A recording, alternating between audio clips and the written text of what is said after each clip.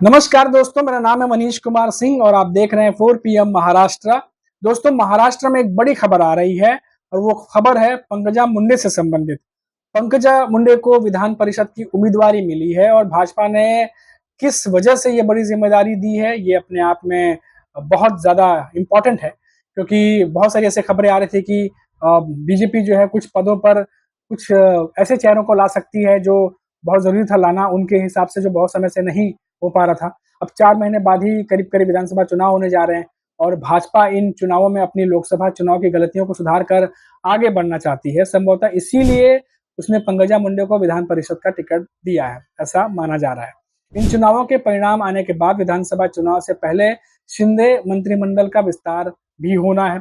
पंकजा को मंत्री बनाकर भाजपा राज्य के ओबीसी समाज को सकारात्मक संदेश देना चाहती है। जबकि हमने आपको पहले के अपने रिपोर्ट में ये बताया था कि कुछ न कुछ बदलाव होने जा रहा है और उस बदलाव को लेकर के हमने ये हिंट भी दिया था कि पंकजा मुंडे या बाकी कुछ और मंत्री हैं जिनको लेकर के कुछ चेंजेस हो सकते हैं। अब देखिए खबर आ गई। भाजपा की जो नेता हैं पंकजा मुंडे को भाजपा के ने विधानसभा परिषद चुनाव के लिए अपना उम्मीदवार घोषित कर दिया है। माना जा रहा है कि पंकजा को विधान परिषद में लाकर उन्हें मंत्री भी बनाया जा सकता है। आज उनके अलावा भाजपा ने 4 अन्य नेताओं सदाभाऊ खोत, परिणय कुके, अमित बोरके एवं योगेश टिलेकर की उम्मीदवारी भी घोषित की है। भाजपा पर जो है वो लगातार जब लोकसभा चुनाव हुए थे, उसके बाद से कई लोगों ने लोकसभा चुनाव को लेकर के जो ठीकरा है वो भाजपा बीजेपी पर फोड़ रहे थे। हालांकि बीजेपी की तरफ से भी कोशिश की गई कि सहयोगी दलों की तरफ भी ये चीज की जाए, लेकिन ऐसा कुछ होता नहीं दिखा। महाराष्ट्र में उच्च सदन की जो है वो रिक्त रही, मतलब 14 से 15, कई जगह ऐसी खबरें आई कि 14 से 15 सदन में जो है सीटें खाली पड़ी थी। सीटों के लिए 12 जुलाई को चुनाव होने हैं। अब नामांकन की अंतिम तारीख जो है वो जुलाई है। उससे एक दिन पहले पार्टी के केंद्रीय नेतृत्व ने पंकजा मुंडे की उम्मीदवारी घोषित करके उन्हें राजनीतिक जो है पुनः वापस लाने के लिए संकेत दे दिए हैं। पंकजा मुंडे जो है पिछला विधानसभा चुनाव पार्ली विधानसभा सीट से अपने ही चचेरे भाई जो है वो एनसीपी के उम्मीदवार थे धनंजय मुंडे से हार गई थी।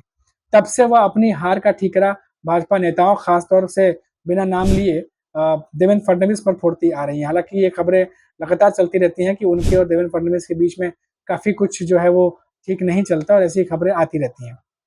और कई सारे उनके कार्यकर्ता जो थे वो हताश भी हो गए थे उनके हार की वजह से। और हाल ही में लोकसभा चुनाव में जब उन्हें बीड लोकसभा क्षेत्र से प्रत्याशी बनाया गया, तो माना गया कि पार्टी उन्हें केंद्र की राजनीति में बुलाकर फडणवीस से उनका टकराव टालना चाहती है, ताकि जो महाराष्ट्र की राजनीति है उसमें ये दोनों दिग्गज आमने सामने न टकराएं। देवेंद्र फडणवीस जो है वो महाराष्ट्र की राजनीति को संभाले और पंकजा मुंडे वो केंद्र में रह करके केंद्र की जिम्मेदारियों को निभाएं। लेकिन दुर्भाग्य से वो लोकसभा चुनाव करीब 6000 मतों से हार गई और उसके बाद उनके समर्थकों में काफी ज्यादा जो है वो निराशा थी और उनका मनोबल भी जो है वो एक तरीके से गिर गया था। अब इसका वजह जो है ये भी कहा गया कि जो मराठा समाज है उनकी नाराजगी भी थी, क्योंकि उनकी हार को मराठवाड़ा में मराठा एवं ओबीसी के बीच आरक्षण के मुद्दे पर चल रहे टकराव का जो परिणाम था वो भी माना गया। और आपको सबको पता ही है कि मराठा आरक्षण को लेकर कितना बड़ा जो है एक तरीके से भीड़ इकट्ठी हुई थी। तमाम महाराष्ट्र के इंटीरियर से लोग इकट्ठा हुए थे और मुंबई तक के लिए वो रुक करके आए थे, मुंबई बॉर्डर तक पहुंच गए थे। तो ये सब सारी चीजें भी हुई जिसको लेकर काफी ज्यादा नाराजगी थी भाजपा से भी लोगों को।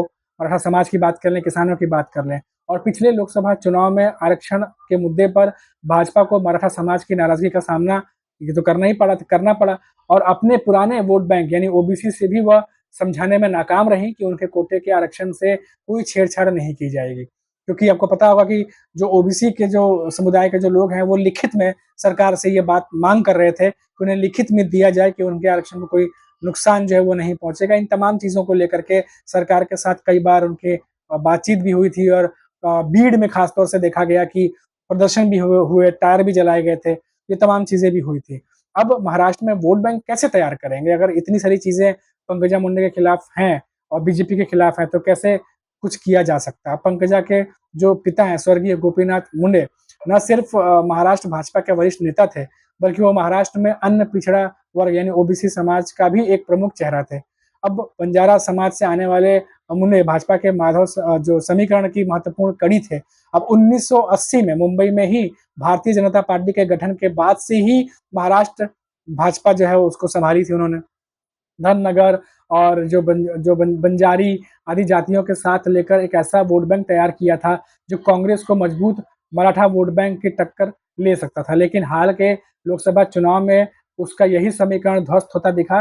अब भाजपा उसी समीकरणों को फिर से संभालने में जुट गई है। तो ये जो तमाम समीकरण हैं बनते बिगड़ते, जैसा कि हमने आपको पहले ही कहा था कि महाराष्ट्र में काफ़ी कुछ है जिसे भाजपा को ठीक करना पड़ेगा, संभालना पड़ेगा। ना सिर्फ पार्टी के अंदर चल रहे अंतर्कलह को, मनमुटाव को दूर करना पड़ेगा, बल्कि जो मंत्री हैं, जो क्षेत्रीय पार्टियों के मंत्री हैं, जिनको लगता है कि उन्हें ध्यान नहीं दिया गया और उनको जो चीज़ मिलनी चाहिए थी वो नहीं मिली, उस पर भी ध्यान देना पड़ेगा। साथ ही साथ जो आम जनता के लोग हैं, जिस तरीके से रिपोर्ट्स आ रही हैं कि आम जनता के लोग हैं, उनके मुद्दे हैं, उनको भी सुलझाना पड़ेगा। और साथ ही साथ जो समीकरण है, जातीय समीकरण की बात कर लें या फिर जो अभी आरक्षण को लेकर के तमाम मुद्दे चल रहे हैं, ये भी सरकार की सिरदर्दी बनी हुई है।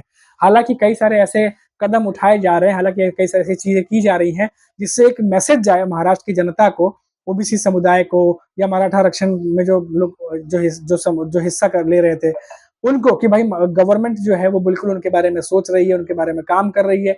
ये मैसेज पहुँचाने का काम महाराष्ट्र सरकार की तरफ से किया जा रहा है।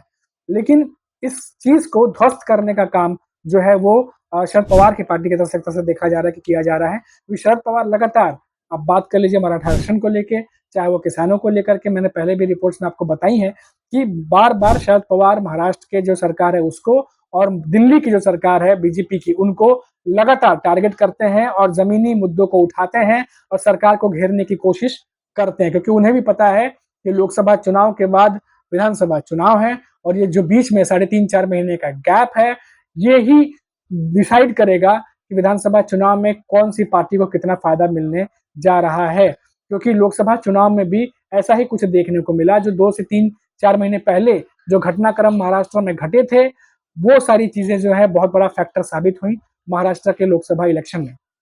वहीं आप देखिए कई सारे ऐसे विकास कार्यों को महाराष्ट्र सरकार ने जो है वो जल्द से जल्द कंप्लीट करके उसका उद्घाटन भी कराया था, ताकि जनता के बीच में एक मैसेज जाए कि विकास कार्य बहुत तेजी चल रहे हैं। चाहे वो अटल सेतु हो, चाहे वो कोस्टल रोड हो, आप देखिए तमाम उनके उद्घाटन किए जा रहे थे और उसी का कहीं न कहीं कुछ फ़ायदा जो है वो महायुति को मिला है। नहीं तो जिस तरीके से नाराज़गी थी, और भी ज़्यादा सीटों का नुकसान महायुति को हो सकता था। और जिस तरीके से एनडीए गठबंधन ने तैयारी कर रखी है, ज़मीनी मुद्दों को लेकर के, अगर महायुति की तरफ से समय रहते उन पर ध्यान नहीं दिया गया, अभी भी उस पर बातचीत नहीं की गई या उस चीज़ को लेके जनता के बीच नहीं पहुँचे, तो एनडीए गठबंधन निश्चित तौर पर महाराष्ट्र सरकार को, यानी महायुति को, विधानसभा चुनाव में बहुत गहरी चोट पहुँचा सकता है और ऐसी सीटों पर नुकसान पहुँचा सकता है, जिससे फिर वापस उभरना भी जो है उनके लिए आसान ना हो, मुश्किल हो जाए। तो कुल मिलाकर इतना ही कह सकते हैं कि अभी जिस तरीके से बीजेपी अपने खेमे में बदलाव कर रही है, जिस तरीके से नेताओं को जो है वो उसमें कुछ बदलाव करते दिखाई दे रहा है, जैसा कि हम खबर पढ़ पा रहे हैं, क्या ये आने वाले दिनों में उसके लिए फायदेमंद होगा या नहीं होगा, ये तो आने वाला वक्त ही बताएगा। लेकिन हम दोबारा लौटेंगे तो किसी और बड़ी खबर पर बात करेंगे, ये जरूर निश्चित है। तब तक के लिए आप देखते रहिए 4 PM महाराष्ट्र और मुझे दीजिए इजाजत। नमस्कार।